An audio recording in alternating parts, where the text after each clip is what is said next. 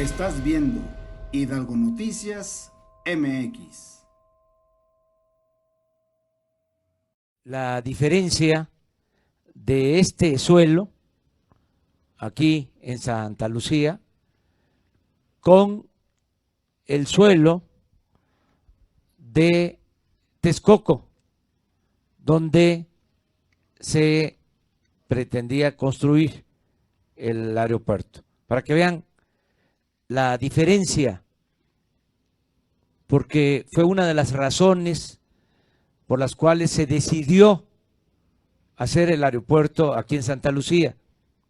Allá es un lago y el suelo firme no está a 4 metros, está a 26 y a 30 metros. Entonces, si se hubiese construido el aeropuerto en Texcoco, se iba a estar padeciendo de hundimientos y el costo de mantenimiento de ese aeropuerto iba a ser elevadísimo. No solo iba a costar más la construcción, porque aquí hay que quitar 4 metros de suelo que no es apto para construir. 4 metros, hasta aquí donde estamos ya es resistente, pero allá era quitar 26 metros de profundidad de suelo malo y hacer el relleno. Por eso se estaban acabando todos los cerros de alrededor.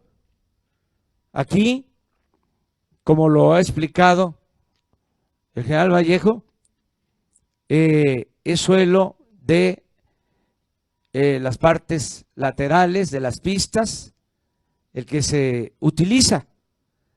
Esto es una economía de miles de millones de pesos.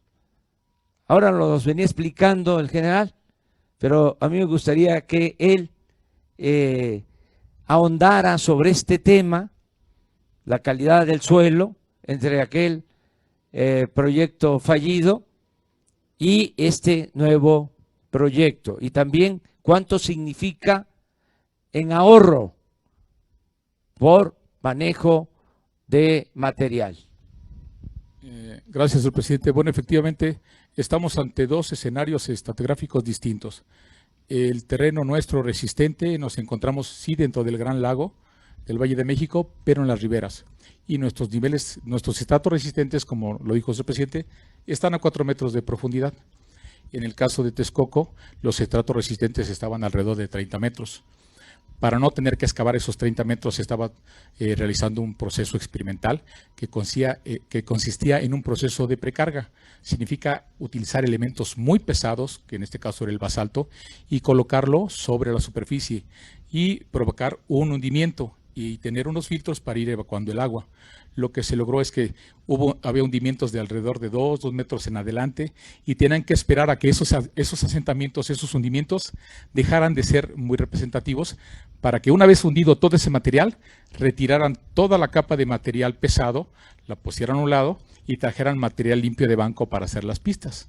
Evidentemente se encontraban a la mitad del proceso y era un proceso muy costoso, y que además iba a dilatar mucho tiempo. Pero efectivamente ese proceso experimental, la instrumentación estaba señalando que al final de cuentas iban a continuar los asentamientos diferenciales, porque el terreno es peor que esos 30 metros de profundidad todavía tienen características físicas y mecánicas peores que el que tenemos nosotros. Entonces, ¿qué iba a pasar? Efectivamente, iban a continuar los hundimientos. Por eso esas pistas iban a ser en concreto flexible, en carpeta asfáltica, y cada 2 o 3 años requerían de un proceso de mantenimiento que es reencarpetar y reencarpetar y reencarpetar y darle mantenimiento mayor también a la terminal y a las demás instalaciones de infraestructura aeroportuaria, porque ese terreno es muy inestable y es difícil cimentar hasta esa capa hasta la capa dura. Entonces eso nos hace 2 escenarios muy distintos. Si a eso le consideramos algunos costos adicionales de suministro de materiales, desorganización en la contratación, y lo comparamos con un escenario como este, donde tenemos un material limpio, donde tenemos toda la potencia de maquinaria e instalaciones y cuerpo de ingenieros para trabajar a bajo costo, lo que logramos son diferencias exponenciales de recursos. Allá en una lámina arriba van a ver cuánto costaba hacer una sola pista. Una sola pista en Texcoco representaba 10,500 millones de pesos. Una sola pista terminada en carpeta asfáltica, con sus rodajes, pero sin señalización y sin iluminación. Y eso representaba 700,000 metros cuadrados. Aquí, el sistema de 3 pistas, con sus rodajes, con sus salidas rápidas y con sus plataformas, representa más de 3 millones de metros cuadrados. Y los vamos a construir en 2 años. Y nos van a costar 7,700 millones de pesos. Y los vamos a terminar en concreto hidráulico de la mejor especificación. El concreto hidráulico no puede mentir en relación a la estructura de pavimento. Si está mal la estructura de pavimento, el concreto falla porque no tiene ese elemento de flexión como lo tiene la carpeta asfáltica. En síntesis, nosotros 3 millones de metros cuadrados de concreto hidráulico en nuestra infraestructura aeroportuaria nos va a costar 7,700 millones de pesos. Una sola pista, todas las pistas 2, 3 y 6 del aeropuerto de Texcoco representaban 32,000 millones de pesos. Hay una economía de 23,000 millones de pesos, que en síntesis representa una menor carga tributaria al ciudadano mexicano. Es una economía que hoy se está logrando aquí. En estos momentos nosotros estimamos ya ahorita economías de 2,000 millones de pesos, porque ese material limpio de banco que ven ustedes aquí está siendo tomado de bancos de préstamo laterales del nivel -4 al -8. Lo traemos y lo ponemos de este lado y por medios mecánicos logramos su compactación al 98% de su peso volumétrico seco, que son las características de Terraplén. Esto ya está certificado por ADPI, por la Agencia Federal de Investigación de Aviación y por todos los elementos que participan con nosotros. De esta manera trabajamos continuamente suministrando el material del banco de préstamo lateral, donde no se pueden construir instalaciones por el uso aeroportuario, y el producto de excavación lo ponemos ahí. Esto genera economías de escala y los invitamos arriba para que vean a detalle lo que representa eso en tecnología y en recursos. ¿Podemos subir por aquí? Bueno, felicitar al general Vallejo, a todos los ingenieros militares que están a cargo de esta obra estratégica, importante para nuestro pueblo y nuestra nación.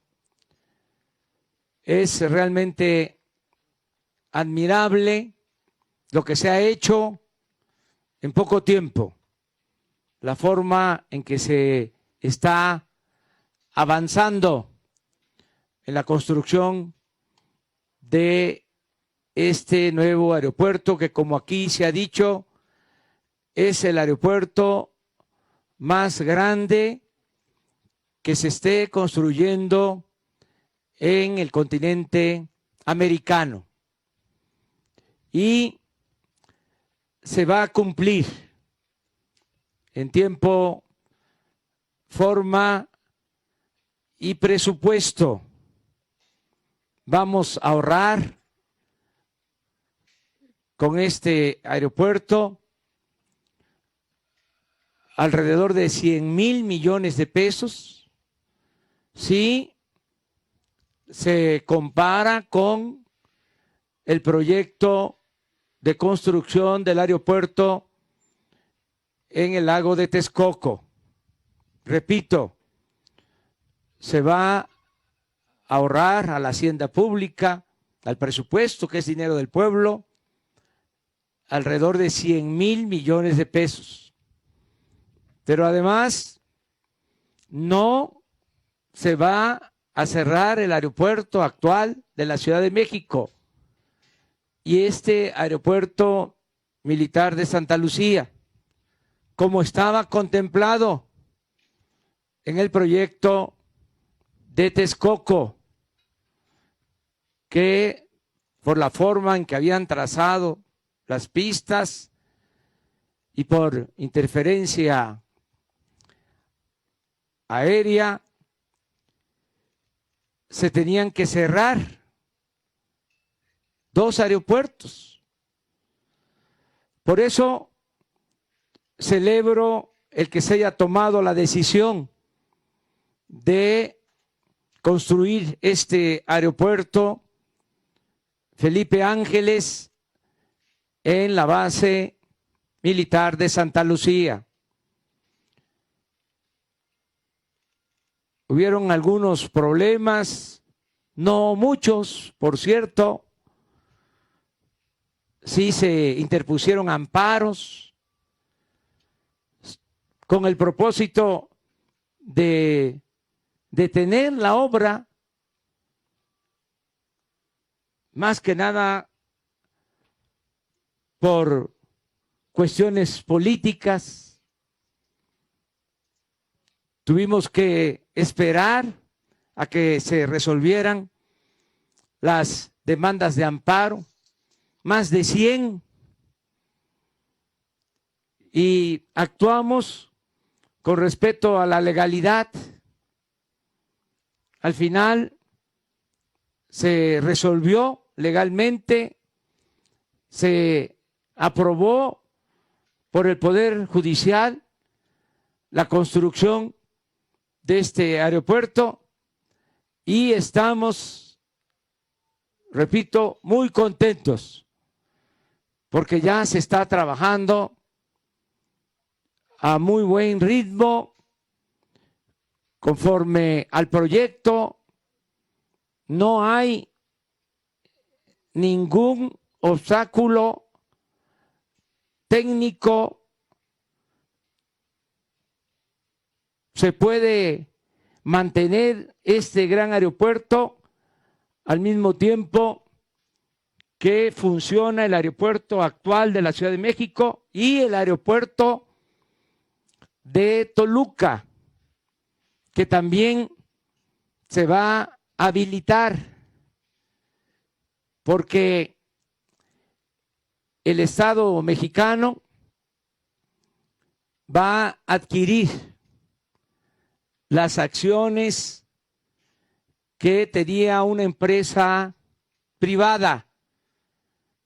El aeropuerto de Toluca en un 51% pertenece al gobierno federal y al gobierno del Estado de México, y 49% a una empresa particular que decidió vender sus acciones al gobierno federal. De modo que ya se va a tener también la propiedad del aeropuerto de Toluca. Tenemos acuerdos con el gobernador del Estado de México, Alfredo del Mazo, que aprovecho para agradecerle por todo su apoyo, por todo su respaldo. De modo que va a ser un sistema aeroportuario para la Ciudad de México que vamos a poder operar desde el 2022. Acabo de reafirmar el compromiso.